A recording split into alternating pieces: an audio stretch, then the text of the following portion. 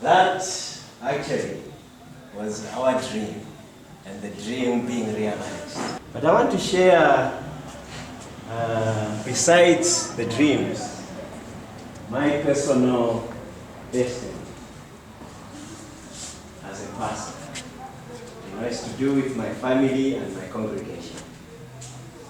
Out of what we learned from Lada Msonda, like you have heard, we have now changed him to Lada, because our ladder is making us climb higher and higher.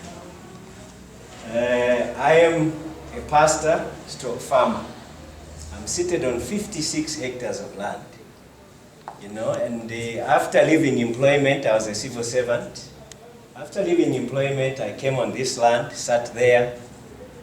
The money I had, quickly in my mind, I thought I needed a very good house like the one I had in town. So I spent all I had on a slab. I think the manager saw. The manager saw when he came around that I actually have a big slab. It was going to take 5 bedrooms and everything that you have in town. That is in a rural area. And then I only managed to build part of that house, and not really completed. It's not even plastered from 2002. Now I sit there and I'm saying to myself, I was foolish. I was foolish. I shouldn't have spent that money there. It's there stuck.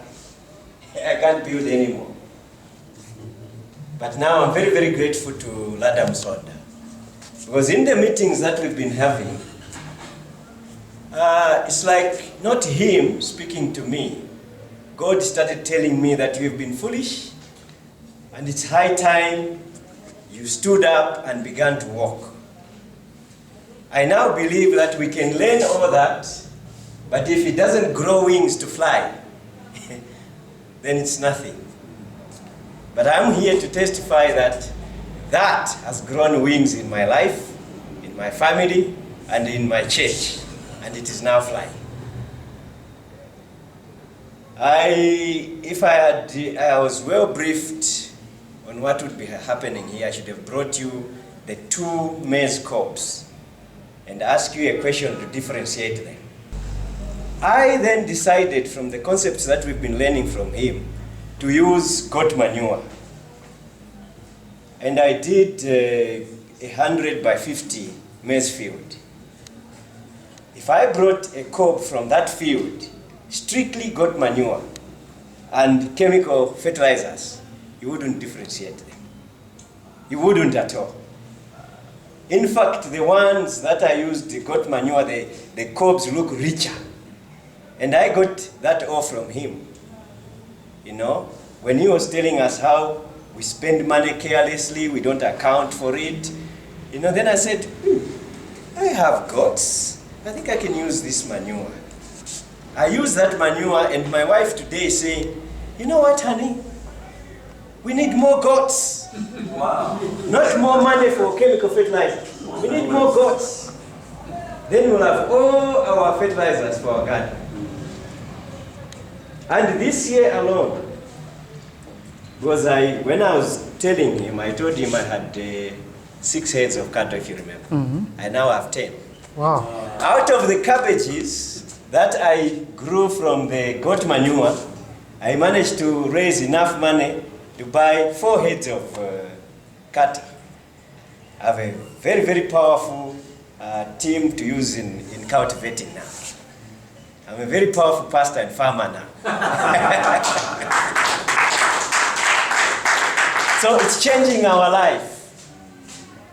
The 1,800 that remained, we were able to buy our Land Cruiser. We call it an ox cart. Okay. So we now have an ox cart at home. It is all out of your hearts, you people. So I'm saying it has grown wings and is flying. When he was talking to us about the brain concept, he talked about how the brain is underutilized. I was almost crying. And then I thought to myself, I've been having these goats for a long time, and these goats have been miscarriaging. I haven't actually been getting anything out of them. Then I decided to intensify on goat management. And these are the goats that have given us that manure. And I went ahead to buy an exotic breed for the goats. And these goats are actually now breeding an exotic breed which is very expensive in this country. And out of the goats that I sold 3 months ago, I've been able to meet the school fees for the 3 orphans that I have from my late brother. So I'm saying these things are growing wings. And they are flying in my life. You know, apart from the hospital that is also flying. And then as a pastor, I said to myself, I haven't been supported for 9 years that I've been pastor. What has gone wrong? Reverend Munga there is one of the elders in our church. He knows how we rural pastors suffer. Where we have no finances, we are not supported. But then I said, wow, with these concepts, why don't I bring them in the church? And I started teaching the same concepts to my congregants. And then they said, Pastor, I think we can do something. Let's put our resources together and see what we can do. As of yesterday, they were harvesting a very powerful maize field where we put in 30 kgs of seed. And we, hopefully, when we calculate, we are going to raise not less than 25,000. I don't know how much that would be in dollars.